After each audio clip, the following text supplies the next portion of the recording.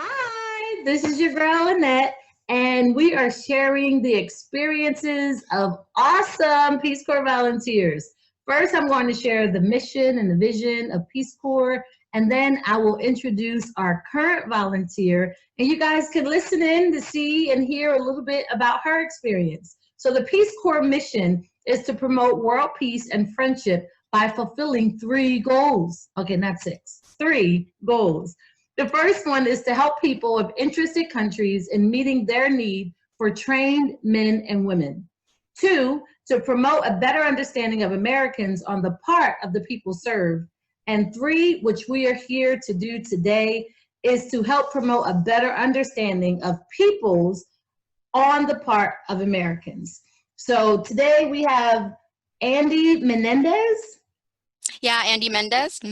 Okay, look, I totally added the A in there. I heard that. Mendez. We have Andy Mendez, and she's going to be sharing what she did, where she served, and her experience. Welcome, Andy. Thank you. Happy to be here. So, if you would like to introduce yourself. Yeah, so my name is Andy. I'll be turning 27 on the 27th, golden birthday. I'm originally from Florida, from near Orlando, but did school in Gainesville, somewhere in North Florida. I joined the Peace Corps right after graduation, but prior to that, I had some experience in Egypt, in the Dominican Republic, in Guatemala, and now I'm in Chicago working for a lawyer's office. So just doing a lot of things. You already sound like you were doing service before you actually participated in Peace Corps service. Yes, I definitely think that's one of the reasons I was chosen, and specifically for Morocco. So I'm half Puerto Rican, so I kind of already have a little bit of that heritage. I did Spanish in school, and I studied abroad in the Dominican Republic. I did an international education trip in Guatemala where we worked with literacy, especially for the indigenous groups in Guatemala that experience a lot of discrimination. But I think it was really my experience in Egypt because not many people have a familiarity with Arabic. So that was sort of the reason why I was chosen. But in Egypt, I worked with an organization that focuses on helping the minority Coptic population. The minority Coptic? Yeah, so Coptic people in Egypt, they are the indigenous people in Egypt. So technically the descendants of the pharaohs. Those are those people now, and they're generally Christian. So Christianity came to Egypt in the first century by Saint Mark the Apostle, and so the people around that time converted to Christianity, and all of the Copts nowadays, if they did not convert to Islam, have remained Christian, and so there have a lot of interesting intersections there. Oh, nice. Okay. So so you served in Morocco, Yes. and when did you serve? 2016 to 2018. So I graduated in 2016. I walked in April, but I technically graduated in June. I finished my last telecommunications project, didn't even see my grade, just went to Egypt for the second time, came back, spent some time with family in Florida, and then shipped out to Morocco. Wow. What did your family say once you got your assignment in Morocco? I think by that time they were just kind of like, do whatever you want. I think by that time I had been gone enough that they're like, okay, this is a you thing. This is what you do now. Okay, fine. The first time I went to Egypt, there was a lot of pushback, especially from my grandparents. My grandfather's a pastor. He's like the most patient person in the world. But when I told him I was going to Egypt, he flipped. He was like, don't you know ISIS is there? Don't you know they'll try to marry you off? All kinds of stereotypes I had no idea that my family thought, right? So that was a difficult thing because I never had that kind of pushback, especially from my grandparents. But I think once they saw that I went and I came back in one piece, they were like, okay. I remember when I was in Peace Corps, I remember maybe like 6 months or a year in, getting an email from my grandmother saying, she said something like, I finally kind of understand what you're doing. I see the good that you're trying to do, and I understand why you're out there, which was like amazing to me, because it was definitely a very hard sell. And yeah, and so that was really good to get that kind of message, and to start to have my family open up. That is awesome. Okay, so what projects were you into? Because you had so much service, and apparently your service prior to your Peace Corps service fell in line with what was going on in Morocco at the time. Yeah, so I did a lot of prior to Peace Corps, I was doing a lot of youth development. So some of it was English language teaching, some of it was public health education with youth and also with mothers. So in the Peace Corps, I started off with English. Usually that's like an introductory activity, because Yeah. in the communities, they don't really understand why you're there, what you're doing, what you're supposed to be. There's weird whisperings that you're a spy.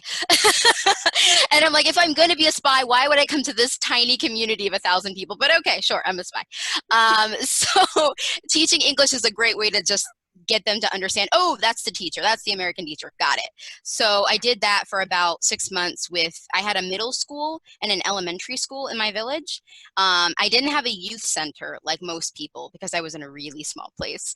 So instead I had a women's center, which kind of had elementary school things, some women's things, and that's where I taught English there.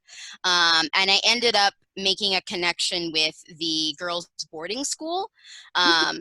And in the girls' boarding school, it's a lot of girls from the surrounding, because we're in the mountains, so sort of the surrounding mountain towns that maybe only have elementary schools or primary schools and don't have middle schools, they come to my town and do middle school and stay in the boarding school. Life in the boarding school is very strict. They have a lot of rules, and a lot of them feel a little bit alienated because they are from the indigenous background, but they're teachers are Arab, so there's a little bit of a cultural and a language difference. But I did a 4-month girls empowerment program through Project SOAR, which you maybe have heard from other volunteers, or maybe you will hear Well, about them. I don't know whether we had SOAR or they had SOAR actually here stateside. It's possible. About SOAR? Yes, there are definitely people who can tell you a lot more, but basically Project SOAR is an organization. Many Peace Corps volunteers have worked there. It was founded by a Peace Corps volunteer, and it works on kind of girls education and girls empowerment. They have a program that does 5 different units. So one of the units is on your voice, like how do you use your voice as a girl? How do you assertive communication? One of them is about your value, so understanding your value as a person. One of them is about health. So adolescence, menstrual health, all that jazz. One of them is about your future, so your educational goals, your future goals. I'm probably forgetting one. There might be a 5th unit, but basically we go through each of these units, and it was interesting because it was the first time some of these girls have meditated before. That's part of it, visualization.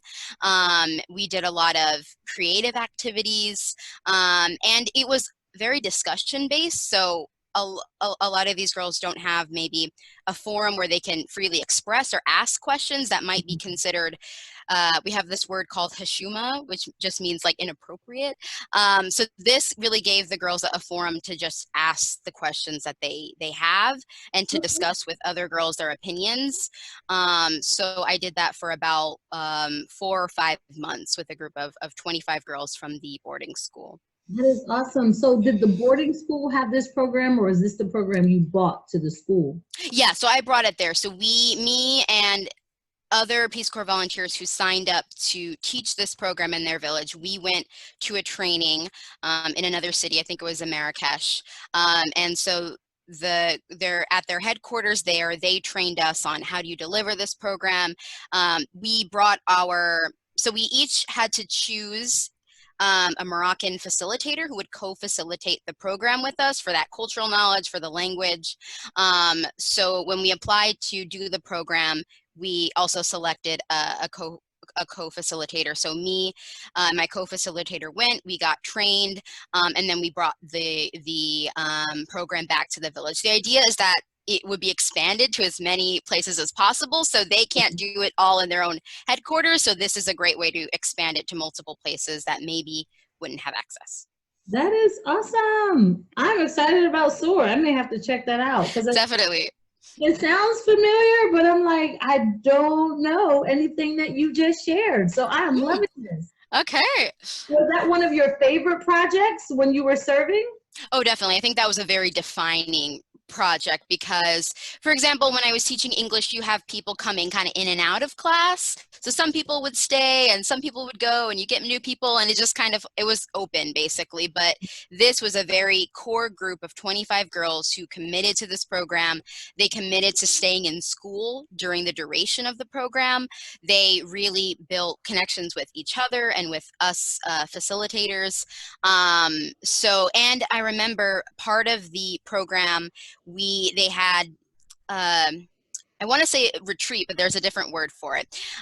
Sort of like a training. So they went to Marrakesh and they did different trainings with the Project SOAR facilitators. And I remember, so like I said, we were in the mountains. So this was like my group's first time seeing the ocean, because they had been in the center of Morocco. So the type of experiences that they were able to have was really awesome. And just watching them like grow and get that exposure was really, really amazing. And then the idea is that the girls who finish this program become sort of ambassadors, and they sort of share knowledge with other girls. They maybe grow into leadership roles.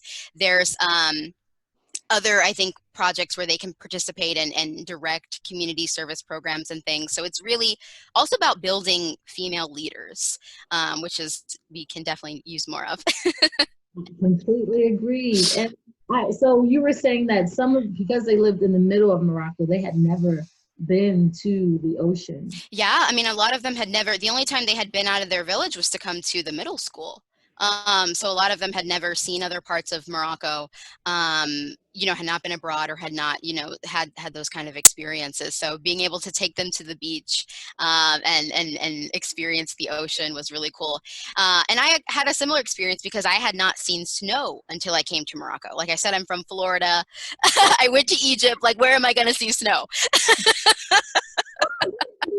To see snow. Yes. My mom was like, you went all the way to Africa to see snow? What was your response when you saw it? I remember I called, so we had a sort of the country director, so the person who's over the Peace Corps program in Morocco. I remember actually calling the country director, standing outside, and I'm just like, it's snowing, what do I do? And he's like, don't eat the yellow snow. So that was my first lesson about snow. Oh, that's funny. That's funny. In high school, we had a kid, I don't remember where he was from, but it snowed, and for us, it's like, oh, it's snowing. We didn't come dressed, or I didn't know it was going to snow. Are we leaving early? Depending on whether they had the heat on yet or not. It was a whole. Right. And he like started crying, and everybody was like, "What is wrong with him?" It's like shaking, like, what is that? Is that snow? Like snow? It was like, yeah. And he had never seen snow before, so I think a lot of times we take for granted where we're at, what we have, especially people who do take the time to leave or to travel from their respective communities. So it's awesome to hear that you have people abroad basically having similar experiences for ourselves and for them. Like, we get to the beach, because we have people here. I'm in Delaware. Yeah. So we have people here in Delaware who have never left Delaware. Yeah. So when you talk about going to Peace Corps, going to Namibia, or going to another state, they're like, what? Well, what did you see? And let me, I think that share, which is why this is like so awesome, is so important. It connects us to say none of us have it all together. None of us have seen the whole world And even if you traveled the whole world, the experiences that you have are yours. Yeah, your perspective is unique, so you even have something to offer, even if you've been to a similar place as someone else. Yeah. So, what would you change if you could change something about your service? What would you change? Do you Ooh. have something that you would improve, or something that you would take away, or something that you would enhance that worked out really well? I would say, I guess, okay, maybe I'll start with a negative and then go to a positive, if that works. Okay. So I guess one of the things wish I had been more prepared for is sort of the racial aspect. So I think a lot of times if you talk with people in the Black community, so I mentioned I'm half Puerto Rican, I'm also half Jamaican, so half Black, half white, whatever. So sometimes when you talk to the Black community, they talk about Africa like the mother country. If you go back to Africa, you know, you'll be with your people, everyone will embrace you, right? Um, but it was, you know, there's also racism in Africa, and basically, like, not all of us were really prepared for that. I remember, so there had been another Peace Corps volunteer before me, maybe 2 years before I showed up, and he was a white male. And then I show up, and I remember the look of disappointment on people's face when they're like, "Oh, you're the American, okay, yeah." Yeah, and there's other like little microaggressions, you know, Mine that is like, happen. wow. Oh, we asked for an American, but they sent us this one. She is from the place. How did we end up with? I'm loud. I can hear you. Like I'm about to do my intro in my broken damara, but Yeah, I don't know what to tell you. I'm from Delaware. Like, yeah, that whole thing. Go yeah. ahead, continue. Yeah. So that I just feel like that is something people should be more prepared for. And yeah, that should be more prepared for. Um, I think the positive part about the racial aspect is I remember maybe I was in Medelt, which is like a town, the biggest town next to me. It's about like 15-minute taxi ride. And I was at a store um, with a friend, and the store owner was asking, like, because obviously I'm not Moroccan, so they're asking, "Oh, where are you from?" And I say American, and he goes, "Oh, you're bint Obama," which means you're the daughter of Obama. I'm like, "Yeah, I'm not gonna say no to that." So my whole service, I went around telling people that, yeah, I'm the daughter of Obama. Sure. Oh, that is awesome. You should, yeah, share. What do you have? I need flour today. Can I have? Yeah. Yes, it got a little bit messed up when Trump was elected, but for a few months, I got to claim that. So, do you keep in touch with people from your community where you serve? I do. I keep in touch with my host brother. My host brother was also my Arabic tutor, and he was my co-facilitator with the Project SOAR program. So definitely a lot of support from him. I lived with his host family for a while. I met other people through him. So definitely I connect with him, and I connect with my first host family from my training period. So I catch up with them also. And then also the Americans too that I've met, some of whom are still in Morocco, some of whom have come back to the States. That network has been vastly expanded as well, which is really exciting. A lot of Peace Corps volunteers from my group have moved to Chicago, so we somehow ended up here, which is really awesome. So that I'm super grateful for. Ooh. So Arabic, can you read and write Arabic, or you just have like some pieces or the books like I do? That's a great question. So I do. I read, and I mean, I read and I write and I speak, but very slowly. Like I said, I started with Egyptian Arabic, and then I had to basically relearn because Moroccan is a very different dialect. Okay. And so there was a little bit of a relearning process.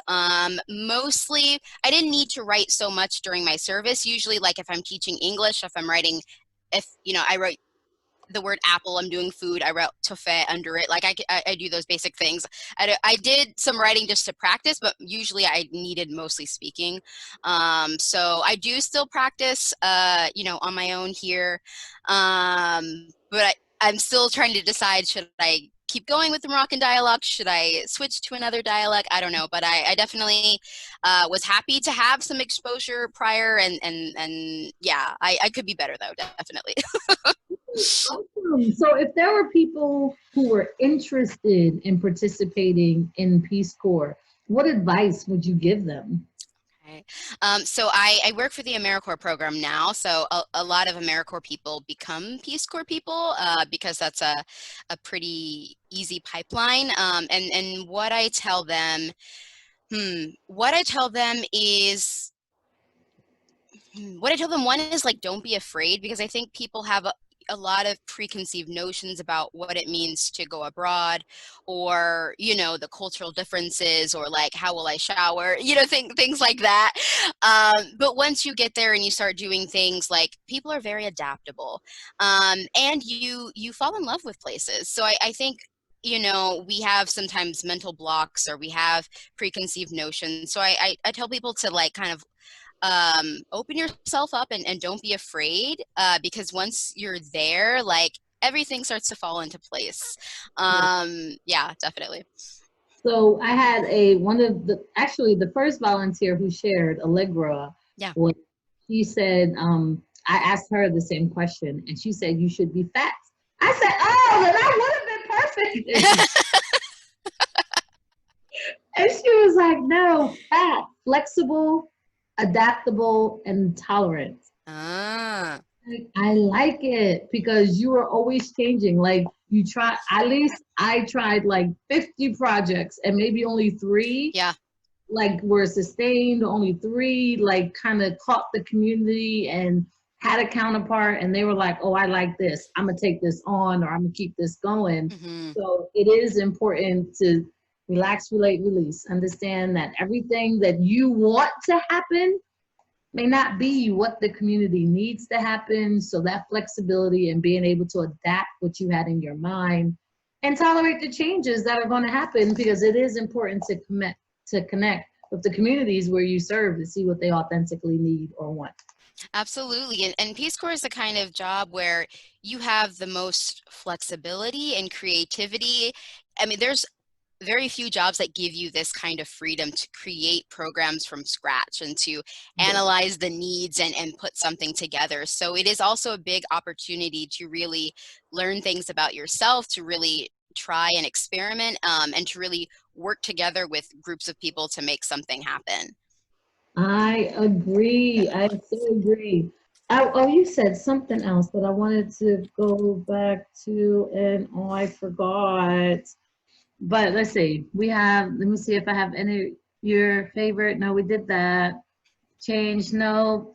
Oh, so how did you learn about Peace Corps? Was it through your school or your university, or did you meet someone who was a Peace Corps volunteer? Yeah, that's a good question. I think so. At UF, we do have a pretty big, I guess, percentage of people who do go off to the Peace Corps.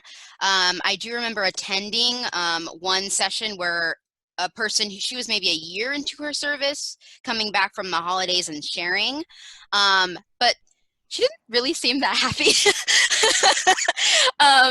I think because she had joined in the era where, like, you couldn't choose what country you go to, and you just kind of got your letter, and yeah. So so I think her expectations were a little bit different. But even seeing that, I think part of the reason that I knew about it because it was kind of in the atmosphere. But I think the reason that I joined, I had been thinking, you know, through my work in Egypt and other places, like, is this something I could do long term? Is this something that I'm built for? Mm. But I had only been, like, you know, 4 weeks, 4 weeks, 6 weeks. So being there long term and living actually life there is a very different prospect. So I wanted to get a sense of, is this something I want to do professionally, or not, right? So my last question before we wrap up is, what did you take from home that you were like, I have no idea why I bought this. I never used it. I sent it back. Anyway, what is that one thing? I definitely had more than one thing that I brought that I was probably like, and then are you serious? Like, what were you thinking? Was there something that you brought to your service and you was like, I have no idea why I brought this? Oh my gosh, let me think. Okay, I have one nerdy answer and then one semi-practical answer. Is that allowed? Yes. Okay, my nerdy answer is like a Japanese comic book manga. So I'm very like obsessed with anime and those things. So I had one I think that my best friend bought me as like a Christmas present. And I just took it with me. So it didn't help me do anything. It was just like a nice token from home. And I think the second one, I think I brought one of those, you know, the little things that heat water, you plug them in. It's like a small water heater. I think people use it for tea. When I first moved into my Moroccan house, I didn't have a stove or an oven. So to cook, I would boil water in the tea maker in the water thing, and then I would put pasta inside, and like that's how we would boil the pasta. Yes. Yes. I did it in college. I'm not not at all. Not at all. Awesome. Well, yours were way better. At least your manga was like something entertaining to have, you know, to keep yourself busy or whatnot. But that is pretty awesome. Well, thank you so much for sharing. If you have any questions or if you're interested in sharing other volunteers or in, you know, sharing what we talked about or shared, because I know there were some volunteers who were like, what are we doing? And I'm like, we're just sharing. That's all. Yeah. Please send them my way. Okay, definitely.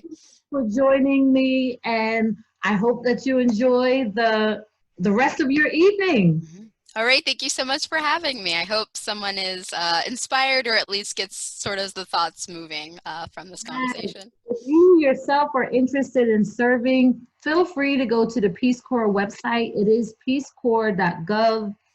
They have all the information you may need if you have interest in serving or if you want to know the Q&A, the frequently asked questions. It's also on the site. If you want some more information about the mission and the vision, it is also on the page. So thank you so much for joining us. Bye.